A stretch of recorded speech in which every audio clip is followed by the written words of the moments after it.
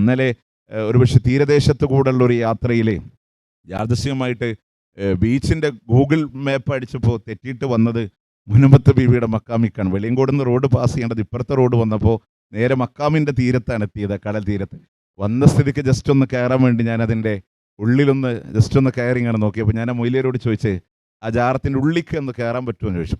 അപ്പോൾ അദ്ദേഹം പറഞ്ഞു, ഇവിടെ ആണുങ്ങൾക്ക് പ്രവേശനമല്ല. അതായത് അതിൻ്റെ ഉള്ളിൽ മൊത്തം പെണ്ണുങ്ങളാണ്. കബറുമ്പങ്ങനെ കമിഴ്ന്ന് കിടക്കുകയാണ്, കയ്യൊക്കെ വെച്ചിങ്ങനെ. ഞാനത് വെറുതെ പറയില്ല കേട്ടോ, എൻ്റെ എവിഡൻസ് ഉണ്ട്.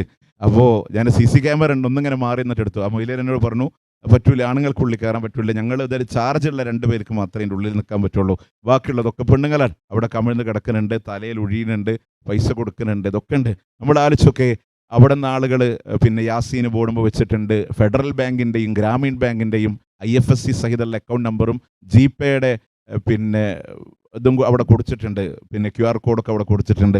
നിങ്ങൾ മനുഷ്യന്മാരെ എവിടേക്ക് കൊണ്ടുപോകുന്നു എന്നുള്ളത് ചിന്തിക്കാൻ വലിയ അത്ഭുതങ്ങളാണ് ഇതിലൊക്കെ.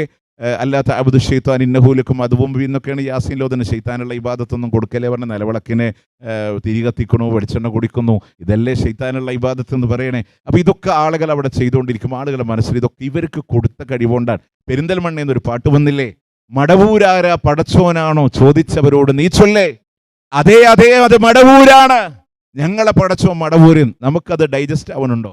അതൊന്നും വെറുതെ പറയല്ലേ. ഇതിങ്ങനെ കേട്ട സമയത്ത് നമ്മൾ ഈ പാട്ടൊന്ന് പ്രാക്ടീസ് ചെയ്യാൻ വേണ്ടി വീട്ടിൽ വെറുതെ ഇങ്ങനെ ഉറക്കെ പാടിയപ്പോൾ ഉമ്മ വഴക്ക് പറഞ്ഞു, മര്യാദക്ക് മിണ്ടാണ്ടിരുന്നോ. എന്താ സംഭവം എന്നറിയാം. കാരണം ഒരു തൗഹീദ് അംഗീകരിച്ച ഒരാളെ സംബന്ധിച്ചിടത്തോളം ഇത് ഉൾക്കൊള്ളാൻ കഴിയുന്ന ഒരു സാധനമല്ല മടവൂര് പടച്ചോനാണെന്ന് പറയുന്നത്. എന്തുകൊണ്ടാണ്? പടക്കാനുള്ള കഴിവ്, അതിൻ്റെ ബേസ് നിങ്ങൾ നോക്കിയാൽ മതി. പടക്കാനുള്ള കഴിവ് അള്ളാഹു CM മടവൂരിന് കൊടുത്താൽ അദ്ദേഹത്തിന് പടച്ചൂടേന്ന് മനസ്സിലാവുണ്ടോ? പടക്കാനുള്ള കഴിവ് അല്ല കൊടുത്താൽ പടച്ചൂടേ.